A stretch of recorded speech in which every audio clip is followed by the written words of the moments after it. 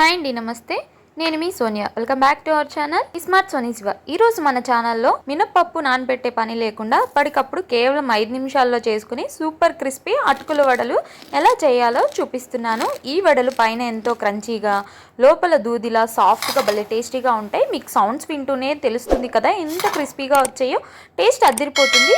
వీడియోలోకి వెళ్ళిపోదాం. వీడియోని స్కిప్ చేయకుండా లాస్ట్ వరకు చూసేయండి. దీనికోసం ముందుగా ఒక పెద్ద కప్పు అటుకుల్ని తీసుకొని నీళ్ళతో ఒకసారి శుభ్రంగా కడిగి ఇలా నీళ్ళన్నీ పోయే విధంగా ఇలా జాలిగట్టెలో ఒక 2 నిమిషాల పాటు అలాగే వదిలేసేయాలి. 2 మినిట్స్ అలా వాటర్ డ్రైన్ అవుట్ అయిందా ఉంచితే అటుకులు కూడా సాఫ్ట్గా అవుతాయి. ఇప్పుడు ఒక బౌల్లోకి వేసేసుకోవాలి. మిక్సింగ్ బౌల్లోకి ఇలా వేసుకున్న తర్వాత ఒక పావు కప్పు దాకా గట్టి పెరుగు వేసుకోండి.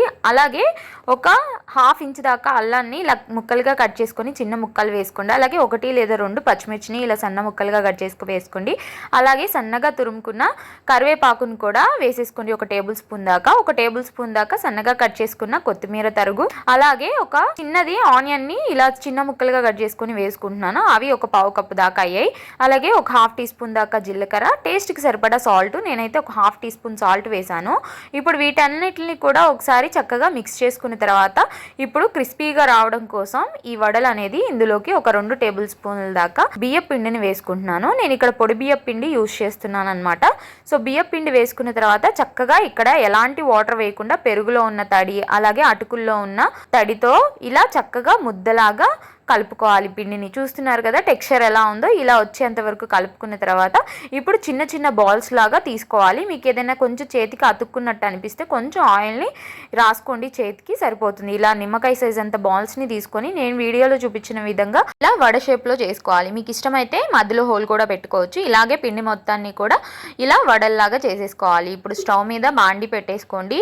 బాండీలోకి డీప్ ఫ్రైకి సరిపడా ఆయిల్ని వేసేసుకోండి. ఆయిల్ని బాగా హీట్ అవ్వనివ్వండి. చక్కగా హై ఫ్లేమ్లో పెట్టుకొని హీట్ అయిన తర్వాత స్టవ్ని మీడియం ఫ్లేమ్లోకి అడ్జస్ట్ చేసేసుకొని ఇప్పుడు మనం చేసుకున్న వడల్ని ఒక్కొక్కటిగా ఆయిల్కి ఎన్నైతే సరిపోతాయో అన్ని మాత్రమే వేసుకోవాలి. ఇలా చక్కగా ఆయిల్కి ఎన్నైతే సరిపోతాయో అన్ని వేసేసుకున్న తర్వాత వెంటనే కదిపేయకండి. గరిట పెట్టుకొని వీటిల్ని ఒక 2 నిమిషాల పాటు చక్కగా ఫ్రై అవ్వనివ్వండి. మీడియం ఫ్లేమ్లోనే ఫ్రై అయితే చూడండి ఇలా కొంచెం లైట్గా గోల్డెన్ బ్రౌన్ కలర్ వస్తాయి. అప్పుడు మరొక వైపుకి ఫ్లిప్ చేసుకోండి. ఇలా మరొక వైపు ఫ్లిప్ చేసుకున్న తర్వాత చక్కగా మరొక 1 నిమిషం పాటు వేయించుకుంటే ఇలా గోల్డెన్ బ్రౌన్ కలర్లోకి వచ్చేస్తాయి. చూస్తున్నారు కదా ఇలా గోల్డెన్ బ్రౌన్ కలర్లోకి వచ్చేసిన తర్వాత చక్కగా ఇలా ఒక స్ట్రైనర్ తీసుకొని స్ట్రైనర్లోకి తీసేసుకుంటే ఎక్స్ట్రా ఏదైనా ఆయిల్ ఉంటే పోతుందన్నమాట.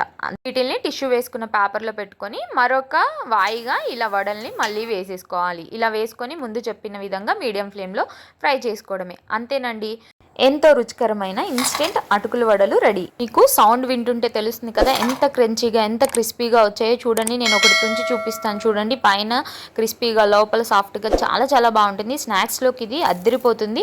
మీరు బ్రేక్ఫాస్ట్గా అయినా చేయొచ్చు. టమాటా కెచప్తో కనుక సర్వ్ చేస్తే పిల్లలు చాలా ఇష్టంగా తింటారు. తప్పకుండా ట్రై చేసేయండి. ఎలా వచ్చిందో మీ ఫీడ్బ్యాక్ని నాతో షేర్ చేసుకోవడం అస్సలు మర్చిపోవద్దు. ఈ వీడియోలో వాడిన కడాయి, బౌలు, ప్లేట్ లింక్స్ అన్నీ కూడా నేను డిస్క్రిప్షన్లో ఇస్తాను. మీకు ఎవరికైనా కావాలనుకుంటే వెళ్ళి పర్చేస్ చేయండి. ఈ వీడియో నచ్చితే వీడియోని లైక్ చేయండి. మీ ఫ్రెండ్స్ అండ్ ఫ్యామిలీ రిలేటివ్స్కి షేర్ చేయండి. ఇంకా ఇలాంటి ఎన్నో ఈజీ అండ్ క్విక్ రెసిపీస్ కోసం స్మార్ట్ సోనీ శివ ఛానల్ని సబ్స్క్రైబ్ చేయండి. ఈ వీడియో అయితే ఇంతే. మరొక మంచి వీడియోతో మళ్ళీ వచ్చేస్తాను. అంతవరకు సెలవు. బై బంగారు కొండలు.